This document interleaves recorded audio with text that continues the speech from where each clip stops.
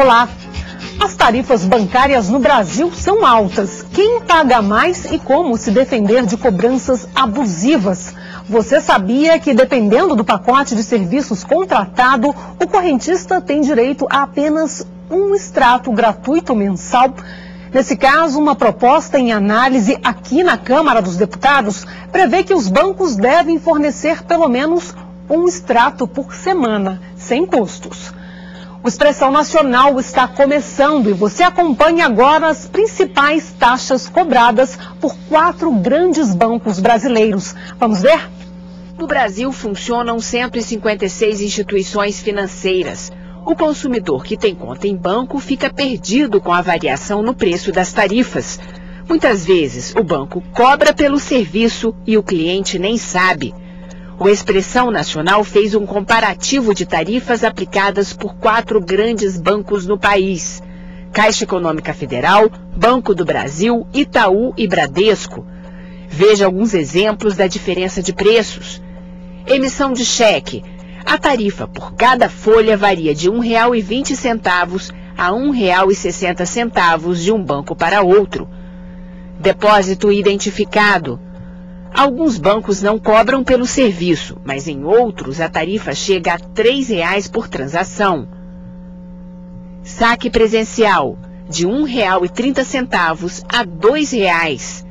Emissão de extrato mensal, variação de R$ 1,30 a R$ 4,00. Renovação de cadastro, de R$ 22,50 a R$ 39,00.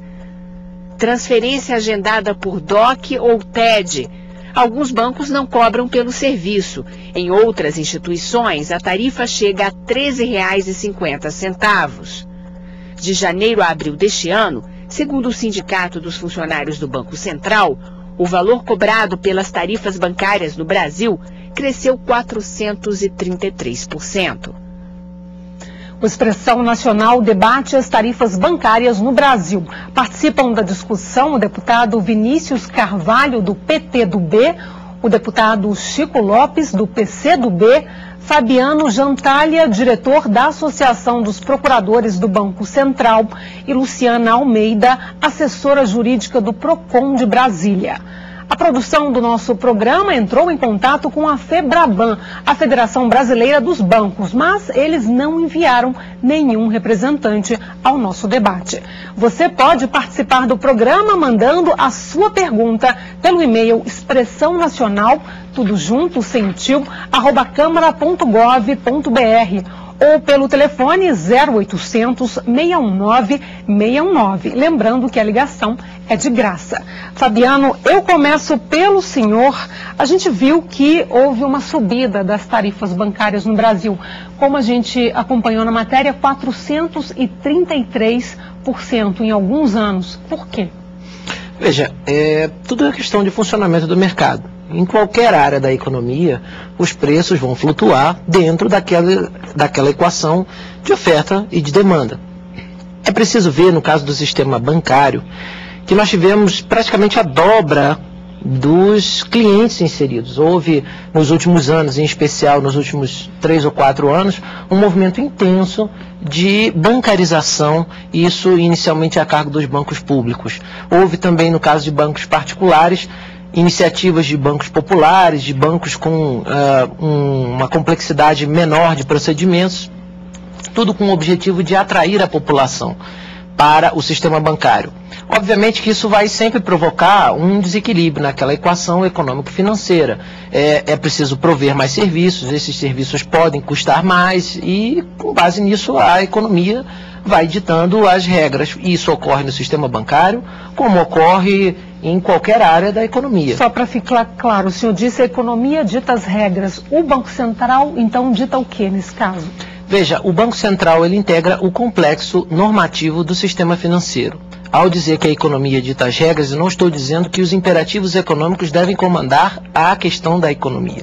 O que eu disse apenas é que em áreas, especialmente que se trabalha com questão de preços, os preços não podem, em alguns casos de forma alguma, devem ser regulados tabelados, porque a experiência econômica internacional, a experiência da regulação jurídica internacional mostra que sempre que se tentou tabelar preços, as consequências foram nefastas para o funcionamento da economia e, mais ainda, em detrimento do próprio consumidor. O que o Banco Central faz? Como eu disse, a matriz normativa do sistema financeiro ela começa com o Conselho Monetário Nacional, que é formado pelo presidente do Banco Central, pelo ministro da Fazenda e pelo ministro do Planejamento. Eles ditam, segundo a Lei 4.595 de 64, eles ditam as regras gerais, complementando o que está escrito na lei, e ao Banco Central cabe fiscalizar, dar cumprimento a essas normas e prover os detalhes técnicos necessários para a implementação dessas normas estabelecidas ou baixadas pelo Conselho Monetário. Eu vou para o deputado Chico Lopes, o senhor que tem vários projetos de lei tratando do tema tarifas bancárias aqui na Câmara dos Deputados. O Fabiano citou a diferença de padrões, ou seja, existe já uma norma que trata de categorias de tarifas bancárias e essa norma é de dezembro de 2007. Mas consumidores reclamam muito que elas divergem em relação, dentro da mesma categoria, divergem em relação ao nome que os bancos dão a essas categorias, o que dificulta o controle. O que o senhor prevê nessas propostas que estão em andamento aqui na Câmara? O senhor é a favor ou contra o tabelamento e nomenclaturas diferentes, por exemplo? Primeiro, como o companheiro aí do Banco Central colocou, ele coloca o banco como se estivesse vendendo qualquer tipo de mercadoria. Então, se a linha de raciocínio é essa, vai diminuindo os números de bancos do Brasil, porque só bancos públicos foram fechados diversos. Graças ao Fernando Henrique Cardoso, hoje nós temos apenas 2 bancos públicos ou 3. O mais conhecido, Caixa Econômica e Banco Brasil. No lugar de ter uma política de regulação através do Banco do Brasil e da Caixa Econômica, de oferecer serviços a preços muito mais barato, ele fica competindo no mercado que não há diferença entre uma Caixa Econômica e Banco do Brasil e um Bradesco. Você vai olhar aí as tarifas, que não tem diferença. Então a primeira conceituação é o seguinte: qual o tipo de política nós queremos para o Brasil? Porque se for na base do mercado internacional, mesmo assim nós estamos muito mais caros do que o resto do mundo. Um outro aspecto que chama a atenção é que o Banco Central é um órgão de respeito dos seus bons técnicos, mas ele não conseguiu ainda passar para a população brasileira que ele faz isso que ele está afirmando. Por quê? Porque a cabeça do Banco Central é o mesmo que veio de Fernando Henrique Cardoso, que vai passando, e no governo Lula, da qual eu apoio, não conseguiu ter uma modificação. Melhorou muito com esse grupo aqui, que inclusive ele participou, de pelo menos sistematizar as tarifas. Sistematizou as tarifas, era 80, passou para 20. Algumas vantagens que estão cobrando aí já foi um avanço, porque você pagava tudo. Algumas concessões já foi através dessa comissão. Mas mesmo assim, a necessidade do consumidor ainda não foi resolvido. E nós queremos resolver isto. Vai ser uma contradição difícil? Vai, mas nós vamos continuar. É por isso que eu vou para a Luciana, que representa o PROCON. Luciana, você pode explicar para a gente exatamente o que diz essa diretriz que foi instituída em 2007? É um avanço ou não? E dentro da realidade que a gente tem hoje, quem paga mais tarifa no Brasil? Bom, a questão das tarifas bancárias é uma das campeãs de reclamação no nosso PROCON, e acredito que em outros PROCONs do Brasil. E o que eu queria logo abordar é a questão da informação. O consumidor brasileiro não tem noção do que ele paga nos extratos bancários. O trabalho do PROCON fica mais nesse ponto. Ele não tem noção do que ele vem pagando. A última resolução do Banco Central a respeito de tarifas bancárias, o PROCON trabalhou em cima dela, fez o possível para aplicar aos casos registrados lá, mas nós vimos que na população não existe conhecimento nenhum acerca do que pode e que não pode ser cobrado. O que diz exatamente a diretriz do Banco Central? Divide em categorias, coloca o número máximo de tarifas que podem ser cobradas? O Fabiano pode me ajudar, eu não sei o número. 3518 de 2007, ela estabelece as tarifas que podem ser cobradas. Ela sistematiza de uma forma muito boa. mas eu acho que falta divulgação desses serviços, apesar de existir obrigatoriedade de toda agência bancária informar os consumidores, isso não chega a eles de forma efetiva. As reclamações que nós temos no PROCON são pessoas que levam o extrato e não sabem o que é. Na maioria das vezes vem abreviado, o que é TAR adiante DEP, por exemplo, tarifa de adiantamento de depósito. O consumidor não faz a menor ideia do que ele está pagando. Deputado, por que as tarifas aumentaram tanto no Brasil nos últimos tempos? O senhor tem um levantamento que o senhor mesmo realizou sobre as tarifas que são cobradas? Bem, nós pedimos à consultoria da casa para fazer um levantamento com relação ao período que se dava entre 2006 e 2007, com relação a esses 4 bancos que foi feito, inclusive, a matéria. Consta aqui que 2006 para 2007, o Banco do Brasil teve, no período de junho de 2006 a junho de 2007, em torno de 10,71%, o Itaú 15%, o Bradesco 14% e a Caixa Econômica Federal, como o próprio deputado Chico Lopes colocou, são bancos públicos, teve 22% de lucratividade em cima de serviço de tarifas bancárias. Com relação ao período de junho de 2007 a junho de 2008, temos aqui, lógico, uma queda por causa, inclusive, dessa normatização com relação às tarifas bancárias pela resolução do Banco Central, em dezembro do ano passado. Então, houve uma pequena melhora com relação a isso, em que o Banco do Brasil ficou com 8% de lucratividade, o Banco Itaú com 1,75%, o Bradesco 6,35% e a Caixa Econômica Federal, novamente a maior, 8,27%. Nós observamos que houve, sim, um decréscimo com relação à lucratividade desses bancos em cima das tarifas bancárias. Era essa a minha dúvida, deputado. O lucro é sobre serviços, esse lucro que o senhor menciona agora, não sobre rendimentos do banco em aplicações? Não, estamos falando em cima de tarifas bancárias. Apenas em cima de tarifas bancárias. Então, o banco, nos últimos 10 anos, a lucratividade dos bancos foi algo estratosférico. Então, com essa medida, com esse trabalho que foi feito pela Câmara dos Deputados, através da Comissão de Defesa do Consumidor, através do Banco Central, através do Ministério da Fazenda, houve sim uma grande vitória. Da Justiça. Né? Exatamente. Ministério da Justiça. Houve uma grande vitória para os consumidores, porque começamos a normatizar e padronizar a nomenclatura das tarifas, que não existia, diminuiu-se a quantidade de tarifas. Então, o próprio ministro da Fazenda, ele disse na nossa audiência pública aqui na Câmara dos Deputados que não havia de forma alguma como controlar palavras do ministro da Fazenda. Não tinham como controlar as questões de tarifas bancárias dos bancos, porque até então nunca havia sido feito um trabalho desse tipo. Então, nós observamos que foi necessário fazer isso, ter essa resolução, para que começássemos a criar um nivelamento, digamos que um parâmetro em que o consumidor, o cliente bancário, de serviço bancário, ele possa ter, sim, uma base para que ele não continue sendo acharcado, desculpe o termo, mas essa tem sido a grande realidade. E eu discordo muitas vezes, até com o posicionamento do próprio Fabiano, que o Banco Central, nós temos o Conselho Monetário Nacional, que ele é constituído lá pela presidência, os ministros de Estado. Ora, e nós vemos que existem resoluções, como a própria resolução que foi feita, em que ela faz com que haja, até anotei aqui, com relação à limitação da cobrança das tarifas e o fim da cobrança da tarifa de liquidação antecipada. Ora, deram fim a essa limitação de cobrança de tarifa antecipada, porém, até a edição da resolução. Todo contrato assinado para trás, ele ainda continua vigindo.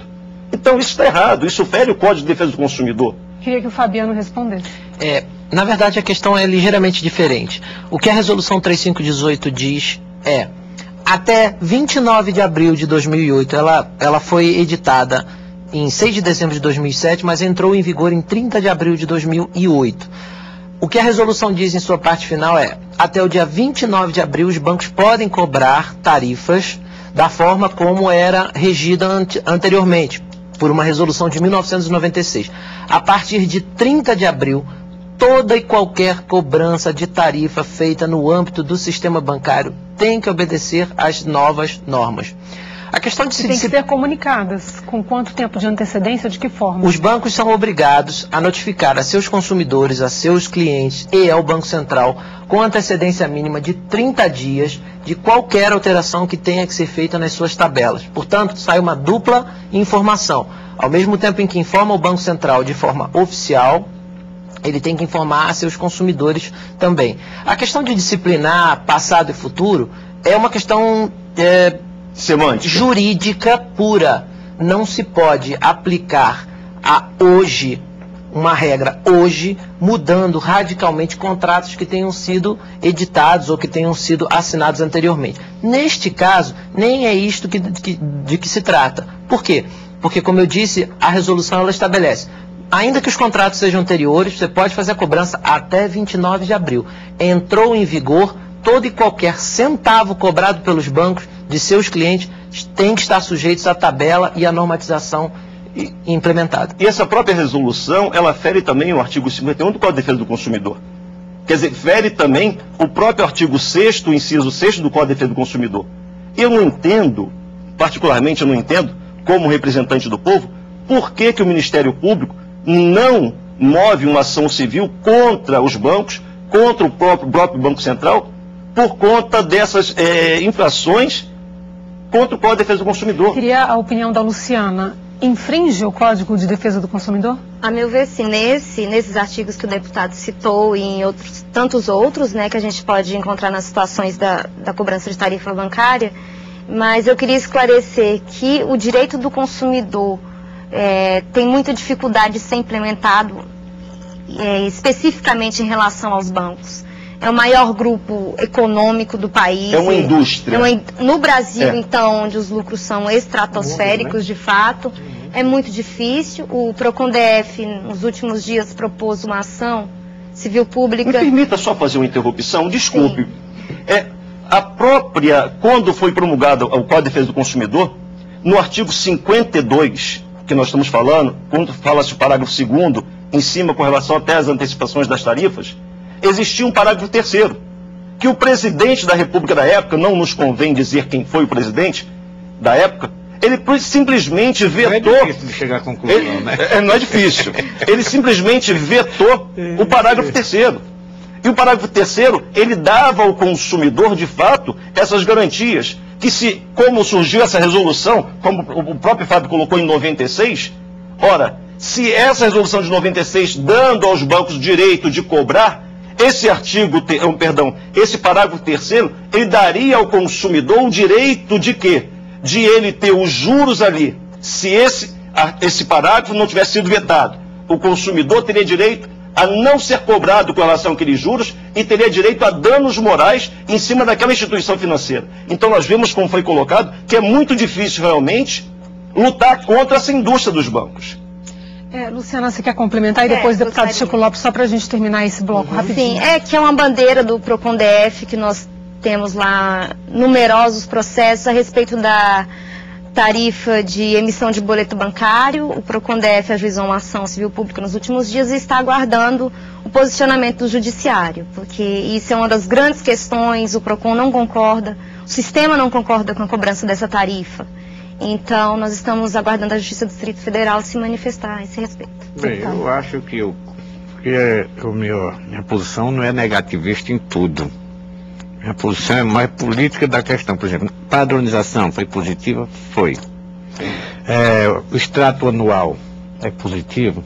Positivo. A cobrança de conta que estava na atividade, que se cobrava antes, você começava com 10, quando até estava devendo 10 o banco. Acabou com isso. É positivo também. A alteração do serviço gratuito, essa eu não aceito, porque não tem jantar de graça. Serviço de banco gratuito. Agora, tem uma coisa... No caso, tem a conta salário, que a movimentação é gratuita. Tem uma coisa que no outro bloco eu gostaria que a gente se detesse mais nessa. Se chama TAC, que era o vilão da história, que realmente acabou, mas ela ressurgiu das cinzas com outro nome. Numa cesta de serviço, em que se chama recadastramento, que vão pagar 2 vezes, e aí começa por aí. Então, queria que a gente abrisse essa discussão, inclusive o Banco Central ajudando a gente a explicar isso, porque quando nós chegamos na TAC, que era eu vou comprar um carro, tu tem conta bancária, a empresa tem conta bancária, todo mundo tem conta bancária, e a gente tinha que pagar um absurdo da TAC. E aí já não é do Banco Central, ainda registrar no cartório essa compra desse carro, que é uma outra estupidez dentro do consumidor que a gente não conseguiu resolver. Então, no outro bloco, gostaria que a gente começasse pela TAC, porque o resto a gente vai retomar com os 7, né? Que chama 7. Porque está migrando também essa caída de juros, de tarifa, ela está migrando para o juro. Deputado, fica mais transparente, porque o juro era mais concreto, era mais real. É bom que é militante da defesa do consumidor não esqueça, dinheiro não desaparece. Mesmo que se enterre, quando a gente vai procurar por lá, e termina encontrando. Ele está migrando. E aí é que está a grande discussão. Se os bancos passou a perna na gente, ou se é isso mesmo. Deputado, a gente segue a sua sugestão no segundo bloco e também vamos ouvir um pouquinho dos consumidores.